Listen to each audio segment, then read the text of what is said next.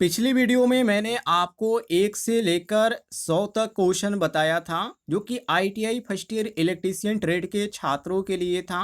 यदि आपने पिछली वीडियो नहीं देखी है तो चैनल पे अपलोड है, वहां से आप देख सकते हैं। तो चलिए आज की वीडियो स्टार्ट करते हैं क्वेश्चन नंबर 101 से। वही आपका क्वेश्चन है, बिल्कुल बेसिक टाइप के क्वेश्चन देखने को मिलेंगे जो ITI first year electrician trade के छात्रों का एग्जाम में देखने को मिलेगा। यहाँ पर पहला क्वेश्चन आप सभी के सामने है। वोल्ट मीटर का प्रयोग किसके मापन के लिए किया जाता है? जैसे कि यहाँ पर ए ऑप्शन में दिया गया है धारा। तो आप सभी को मालूम है धारा मापने के लिए एम्पियर मीटर का प्रयोग किया जाता है, न कि वोल्ट मीटर का। तो ये तो हमारा गलत हो जाता है पहला ही ऑप्शन। बी ऑप्शन दिया गया प्रतिरोध। तो प्रतिरोध को मापने के लिए हम ओम मीटर या मल्टीमीटर का प्रयोग करते हैं, वोल्ट मीटर का नहीं करते हैं। तो ये हमारा गलत हो जाता है।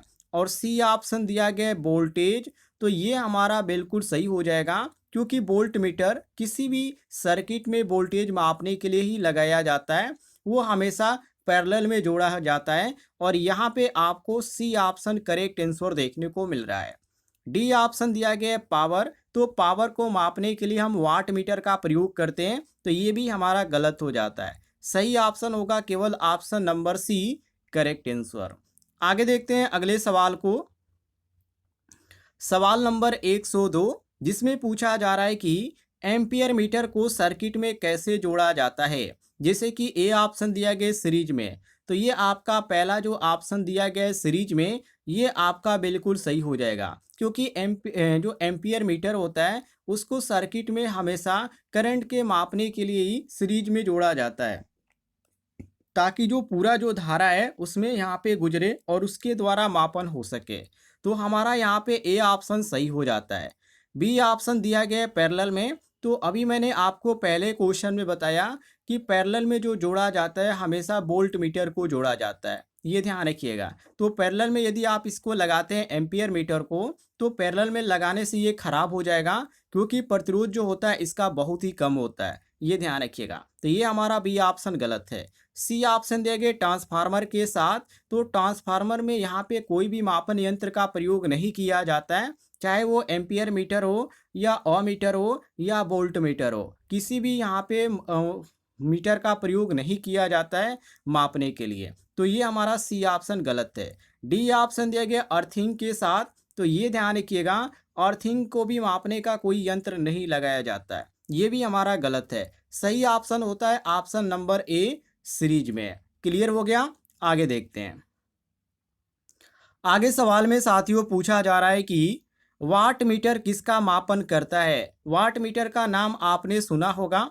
यहाँ पर ए ऑप्शन आपको देखने को मिलता है करंट, जो कि बिल्कुल गलत है क्योंकि करंट को मापने के लिए हम एम्पियर मीटर का प्रयोग करते हैं। और यहाँ पे बी ऑप्शन दिया गया है वोल्टेज। तो वोल्टेज के लिए हम वोल्ट मीटर का प्रयोग करते हैं। और सी ऑप्शन दिया गया है पावर। तो यही हमसे क्वेश्चन में पूछा जा रहा है कि वाट मीटर किसका मापन करता है? तो पावर का, मतलब कि वाट मीटर बिजली की शक्ति जिसको हम पावर बोलते हैं उसके हम आसानी से मापते हैं। तो ये हमारा सी ऑप्शन सही हो जाता है। तो वाट मीटर के द्वारा हम पावर को मापते हैं, ये ध्यान रखिएगा। डी ऑप्शन दिया गया प्रतिरोध। तो ये ऑप्शन भी आपका गलत हो जाता है क्योंकि प्रतिरोध मापने के लिए ओम मीटर का या हम मल्टीमीटर का प्रयोग करते हैं, जो कि यहाँ पे आपसे केवल वाट मीटर के बारे में पूछा गया है। तो वाट मीटर जो मापता है वो केवल पावर को मापता है। तो सी ऑप्शन हमारा सही हो जाएगा। आगे बढ़ते हैं अगले सवाल को देखिए। आगे सवाल में पूछा जा रहा है कि मेगर का प्रयोग किसके लिए किया जाता है? जैसे कि ए ऑप्शन दिया गया लो वोल्टेज मापन। तो ध्यान रखिएगा, मेगर का जो प्रयोग किया जाता है लो वोल्टेज मापने के लिए तो किया जाता है, लेकिन मेगर का प्रयोग नहीं किया जाता है लो वोल्टेज मापने के लिए, बल्कि वोल्ट मीटर का प्रयोग किया जाता है। तो ये हमारा गलत हो जाता है पहला ऑप्शन। बी ऑप्शन दिया गया हाई वोल्टेज सप्लाई। तो हाई वोल्टेज सप्लाई देना इसका कार्य ही नहीं होता है मेगर का। तो ये तो हमारा ऐसा ही गलत है। और सी ऑप्शन दिया गया इंसुलेशन रेजिस्टेंस मापन। तो ये आपका बिल्कुल सही हो जाता है क्योंकि मेगर जो होता है एक विशेष प्रकार का इंस्ट्रूमेंट होता है जो किसी भी वायर का या मोटर की इंसुलेशन की गुणवत्ता को मापता है। तो हम यहाँ पे सी ऑप्शन सही मारेंगे। डी ऑप्शन दिया गया वोल्टेज रेगुलेशन। तो ये आपका गलत हो जाता है, क्योंकि वोल्टेज रेगुलेशन जो होती है एक अलग विषय होती है जो रेगुलेटर से जुड़ी होती है। यहाँ पे इसका मेगर का प्रयोग तो बिल्कुल भी नहीं किया जाता। तो हम यहाँ पे मारेंगे option number C correct answer. आगे देखते हैं अगले सवाल को। सवाल नंबर 105, जिसमें पूछा जा रहा है कि मल्टीमीटर क्या माप सकता है। तो मल्टीमीटर के द्वारा आप जो माप सकते हैं वो वोल्टेज माप सकते हैं, करंट माप सकते हैं, रेजिस्टेंस माप सकते हैं। जैसे कि यहाँ पर ए ऑप्शन में दिया गया है वोल्टेज, तो ये आपका सही है। केवल करंट, तो ये भी आपका सही है। सी ऑप्शन है केवल रेजिस्टेंस, तो ये भी आपका सही है। कहने का मतलब ये है वोल्टेज, करंट और रेजिस्टेंस ये तीनों चीज़ें आपके किस यंत्र के द्वारा माप सकते हैं, तो मल्टीमीटर के द्वारा माप सकते हैं। तो डी ऑप्शन हम यहाँ पे करेक्ट आंसर मारेंगे। आगे देखते हैं अगले सवाल को। आगे सवाल में पूछा जा रहा है कि कैपेसिटर का एसआई मात्रक अर्थात यूनिट क्या है। जैसे कि ए ऑप्शन दिया गया है ओम। तो आपको बता दें साथियों, जो ओम होता है ये रेजिस्टेंस का होता है, मतलब कि प्रतिरोध का यूनिट होता है। तो ये तो हमारा पहला ही ऑप्शन गलत है। बी ऑप्शन दिया गया है फैरेड। तो जो फैरेड होता है साथियों, ये आपका कैपेसिटर का जो कैपेसिटी होता है, जो धारिता होता है, उसको मापने की इकाई होती है। और यहाँ पे कैपेसिटर का ही हमसे पूछा जा रहा है, तो हम यहाँ पे बी ऑप्शन करेक्ट आंसर मारेंगे। सी ऑप्शन दिया गया है वोल्ट। तो ये वोल्ट जो होता है वोल्टेज का यूनिट होता है, तो ये तो हमारा गलत है। और डी ऑप्शन दिया गया एम्पियर, तो ये करंट का यूनिट है, ध्यान रखिएगा, तो ये भी गलत है। हमारा सही होता है ऑप्शन नंबर बी, बिल्कुल करेक्ट आंसर फैरेड। आगे बढ़ते हैं अगले सवाल को देखिए। आगे सवाल में पूछा जा रहा है कि एक कैपेसिटर मुख्य रूप से किस चीज़ को स्टोर करता है। तो यदि हम स्टोर करने की बात करें वो भी कैपेसिटर की, तो कैपेसिटर जो स्टोर करता है वो करता है साथियों विद्युत आवेश को, अर्थात इलेक्ट्रिक चार्ज को आवेश यहाँ पे क्या करता है, स्टोर करता है। बाकी यहाँ पे आपको कन्फ्यूज करने के लिए करंट दिया गया है। तो करंट जो होता है ये प्रवाहित तो होता है लेकिन इसमें स्टोर नहीं होता है, ये ध्यान रखिएगा। ये हमारा ए ऑप्शन ही गलत हो जाता है। बी ऑप्शन दिया गया विद्युत आवेश, इलेक्ट्रिक चार्ज, तो ये आपका बिल्कुल सही हो जाता है, क्योंकि जो कैपेसिटर होता है इसमें प्लेटें होती है, दो प्लेटें होती हैं, और इन दो प्लेटों के बीच ये चार्ज स्टोर करता है। तो हम यहाँ पे मारेंगे B option correct answer. C option दिया गया शक्ति, तो ये आपका बिल्कुल गलत है, क्योंकि शक्ति नहीं बल्कि एक यहाँ पे ऊर्जा होती है, जो कि एक ऊर्जा के रूप में क्या होती है, ये संचित होती है। तो ये भी हमारा गलत है। और यहाँ पे डी ऑप्शन दिए गए चुंबकीय क्षेत्र, तो चुंबकीय क्षेत्र इंडक्टर में बनता है, कैपेसिटर में नहीं बनता है, तो ये हमारा गलत हो जाता है। डी ऑप्शन भी सही होगा हमारा, केवल option number B correct answer. आगे देखते हैं अगले सवाल को। आगे सवाल में पूछा जा रहा है कि एसी मोटर में रनिंग कैपेसिटर किस कार्य में सहायक होता है। तो यदि बात करें हम सहायक की, वो भी यहाँ पे एसी मोटर में रनिंग कैपेसिटर के यहाँ पे बात किया जा रहा है। तो इसमें आपका होता है साथियों जो कि टार्क। तो टार्क बढ़ाने और फेज शिफ्ट करने में ये काफ़ी सहायक माना जाता है रनिंग कैपेसिटर। तो यहाँ पे हम कहेंगे ऑप्शन जो दिया गया है सी ऑप्शन, ये हमारा बिल्कुल करेक्ट आंसर हो जाता है। और यहाँ पे साथियों आपको ए ऑप्शन देखने को मिलता है करंट बढ़ाने में। तो ध्यान रखिएगा, करंट बढ़ाने का जो काम होता है वो ट्रांसफार्मर या पावर सप्लाई के द्वारा किया जाता है, एसी मोटर में रनिंग कैपेसिटर के द्वारा नहीं किया जाता है। तो ये आपका गलत हो जाता है पहला ऑप्शन। बी ऑप्शन दिया गया गति घटाने में। तो गति को घटाने के लिए एक मैकेनिकल गियर होता है, ये ध्यान रखिएगा, इसमें कोई भी कैपेसिटर नहीं होता है, तो ये आपका गलत हो जाता है। और सी ऑप्शन दिया गया टार्क बढ़ाने के लिए और फेज शिफ्ट में। तो रनिंग कैपेसिटर मोटर के जो स्टार्टिंग होता है कंडीशन उस समय, और जो रनिंग टार्क होता है उसको बढ़ाने, और सर्किट में फेज डिफरेंस जो होता है उसको बनाने के लिए ये उसका उपयोग किया जाता है, और इसी में ये सहायक भी होता है। तो हम यहाँ पे सी ऑप्शन करेक्ट आंसर मारेंगे। डी ऑप्शन दिया गया वोल्टेज बढ़ाने में। तो वोल्टेज बढ़ाना कैपेसिटर का कार्य तो होता ही नहीं है, तो हम यहाँ पे डी ऑप्शन को भी गलत मारेंगे। सही ऑप्शन हमारा हो जाता है क्वेश्चन के अनुसार ऑप्शन नंबर सी, टार्क बढ़ाने और फेज शिफ्ट में। क्लियर हो गया साथियों। आगे देखते हैं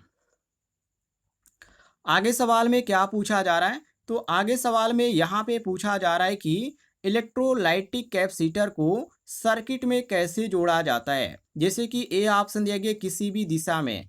तो ध्यान रखिएगा ये किसी भी दिशा में तो नहीं होता है, ये तो कन्फर्म है, क्योंकि ये जो केवल होता है नॉन पैरेलल होता है, तो कैपेसिटर के लिए होता है, लेकिन ये आपका केवल नॉन पैरेलल होता है, तो इसमें आपका एक ही दिशा में नहीं होगा। यहाँ पे ये पहला ऑप्शन ही गलत है।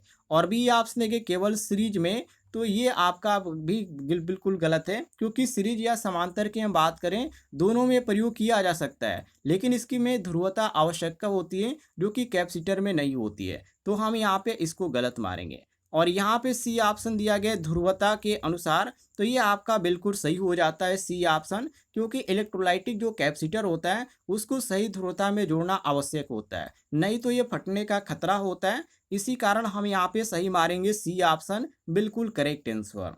डी ऑप्शन दिया गया अर्थिंग से जोड़ना जरूरी है, तो ये भी आपका बिल्कुल गलत हो जाता है, क्योंकि अर्थिंग यहाँ पे जरूरी नहीं होती है, तो ये आपका डी ऑप्शन गलत हो जाता है। सही ऑप्शन होगा ऑप्शन नंबर सी, ध्रुवता के अनुसार। क्लियर हो गया साथियों, आगे देखते हैं।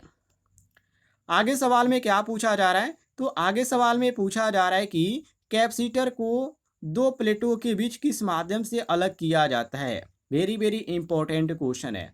ए ऑप्शन दिया गया मेटल से, तो देखिए कैपेसिटर की जो प्लेटें होती है उनके बीच में जो होती है ये आपका मेटल तो बिल्कुल भी नहीं होता है, तो ये आपका पहला ही गलत है। बी ऑप्शन दिया गया रबड़ से, तो ये भी बिल्कुल गलत है, क्योंकि रबड़ जो होता है एक प्रकार का इंसुलेटर ही होता है, पर ये आपका सामान्य आपका नहीं माना जाता है, तो ये भी आपका गलत है। और डी आप सी ऑप्शन देंगे इंसुलेटर और डाई इलेक्ट्रिक से, तो ये आपका बिल्कुल सही हो जाता है, क्योंकि दो प्लेटों के बीच इलेक्ट्रिक जो मटेरियल होते हैं, जैसे कि पेपर का भी प्रयोग किया जाता है, माइका का भी प्रयोग किया जाता है, सिरेमिक का भी प्रयोग किया जाता है, तो ये चार्ज को क्या करता है, स्टोर करने में मदद करता है, तो हम यहाँ पे सी ऑप्शन करेक्ट आंसर मारेंगे।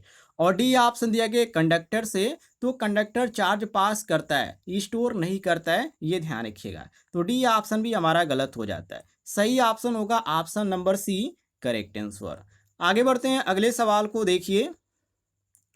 अगले सवाल में पूछा जा रहा है कि किसी विद्युत उपकरण की धातु, मतलब कि किस विद्युत उपकरण की धातु बॉडी को किससे जोड़ा जाना चाहिए, जैसे कि न्यूट्रल वायर से जोड़ना चाहिए, या लाइव वायर से, या अर्थ वायर से, या स्विच वायर से। तो ये जोड़ना चाहिए साथियों अर्थ से, क्योंकि अर्थ वायर जो होता है वो शरीर को करंट लगने से बचाता है और सुरक्षा भी प्रदान करता है, तो जब भी बॉडी को यहाँ पे जोड़ना चाहिए वो अर्थ से जोड़ना चाहिए। ये आपका सी ऑप्शन करेक्ट आंसर हो जाता है। क्लियर है साथियों। और यहाँ पे आपका पहला ऑप्शन दिया गया न्यूट्रल वायर से, तो न्यूट्रल से यदि आप जोड़ते हैं तो खतरा और भी बढ़ जाएगा, क्योंकि न्यूट्रल फेल हो जाएगा, तो ये आपका ए ऑप्शन गलत है, सी ऑप्शन आपका करेक्ट आंसर हो जाएगा। आगे बढ़ते हैं अगले सवाल की ओर। आगे सवाल में पूछा जा रहा है कि मानव शरीर के लिए करंट की जानलेवा सीमा लगभग कितनी होती है, जैसे कि यहाँ पे 5 एम्पियर दिया गया है, यहाँ पे दिया गया है, और यहाँ पे साथियों आपको अलग अलग देखने को मिलता है, लेकिन 30 जो यहाँ पे दिया गया है ये आपका बिल्कुल सही दिया गया है, क्योंकि 30 से यदि अधिक करंट होता है तो यह हृदय गति के लिए असामान्य माना जाता है, लेकिन 5 एम्पियर तक सहन कर सकता है। ठीक है, तो ये हम यहाँ पे बी ऑप्शन सही मारेंगे, क्वेश्चन के अनुसार मिला लीजिएगा। ये काफ़ी यहाँ पे इसका इतना जो है काफ़ी जो है जानलेवा माना जाता है, इतना इतना से ऊपर रहेगा तो और भी खतरनाक हो जाएगा, जैसे कि यहाँ पे 100 दिया गया, 500 दिया गया, तो ये और भी खतरनाक हो जाएगा मानव शरीर के लिए। आगे देखते हैं अगले सवाल को। बिल्कुल यहाँ पे आपको इजी क्वेश्चन देखने को मिल रहे हैं। अगला सवाल है फ्यूज का मुख्य कार्य क्या है। फ्यूज के बारे में आप सभी को मालूम होगा और कई बार ये क्वेश्चन में रिपीट भी हो चुका है, जैसे कि यहाँ पर ए ऑप्शन दिया गया वोल्टेज बढ़ाना, तो वोल्टेज बढ़ाने का काम यहाँ पे फ्यूज का बिल्कुल भी नहीं होता है, वोल्टेज बढ़ाने का काम ट्रांसफार्मर का होता है, तो ये तो आपका पहला ही गलत है। और बी ऑप्शन देखिए करंट घटाना, तो जो घटाने का काम करता है वो आपका फ्यूज तो बिल्कुल भी नहीं करता है, मतलब कि ना बढ़ाने का काम करता है और नहीं घटाने का काम करता है, बल्कि एक तरह से क्या करता है, सुरक्षा का काम करता है। और यहाँ पे आपको सी देखने को मिलता है सही ऑप्शन, अधिक करंट से सर्किट की रक्षा करना, ये आपका सी ऑप्शन बिल्कुल करेक्ट आंसर हो जाता है। और डी ऑप्शन देंगे मोटर चलाना, तो मोटर चलाने के लिए फ्यूज का उपयोग तो बिल्कुल भी नहीं किया जाता है, ये ध्यान रखिएगा, तो ये भी आपका गलत है। सही ऑप्शन होगा option number C, correct answer. आगे देखिए अगले सवाल को। आगे सवाल में पूछा जा रहा है कि शॉक लगे व्यक्ति को सबसे पहले क्या करना चाहिए। तो कोई भी व्यक्ति यहाँ पे उसको शॉक लगा है तो सबसे पहले जो मेन स्विच है जहाँ से सप्लाई हो रही है घर में आपका, उसी को आपको ऑफ कर देना चाहिए। मतलब कि करंट का जो स्रोत है उसको सबसे पहले बंद कर देना चाहिए और ये ध्यान रखिएगा। बाकी इसमें आपको जो सही देखने को मिल जाता है, जैसे कि यहाँ पर आपको देखने को मिले पानी को व्यक्ति को पानी पिलाना चाहिए, डॉक्टर को फ़ोन करना चाहिए, करंट का स्रोत बंद कर देना चाहिए। आपका सही हो जाता है सी ऑप्शन, क्योंकि सबसे पहले जो प्रक्रिया होगी वो आपकी यही होगी। उसके बाद तो आप डॉक्टर को बुलाएंगे या उसके बाद तो आप पानी या आप चाय पिलाएंगे, लेकिन सबसे पहले क्या करेंगे, आप मेन स्रोत को बंद कर देंगे। ये ध्यान रखिएगा, ये आपका पहला काम ये होना चाहिए। ये आपका सी ऑप्शन करेक्ट आंसर।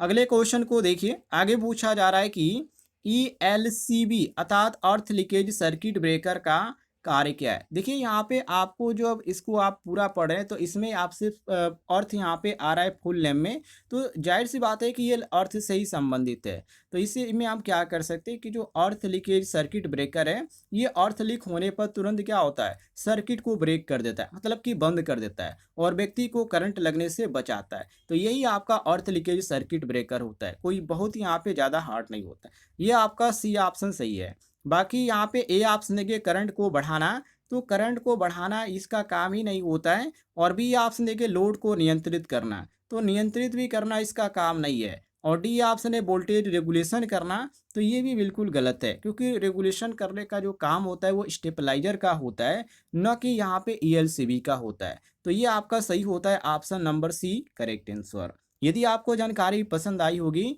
तो इस वीडियो पर लाइक कीजिएगा और इस वीडियो के नीचे आपको एक बटन दिख रहा होगा सब्सक्राइब वाला, उसे ज़रूर दबाइएगा।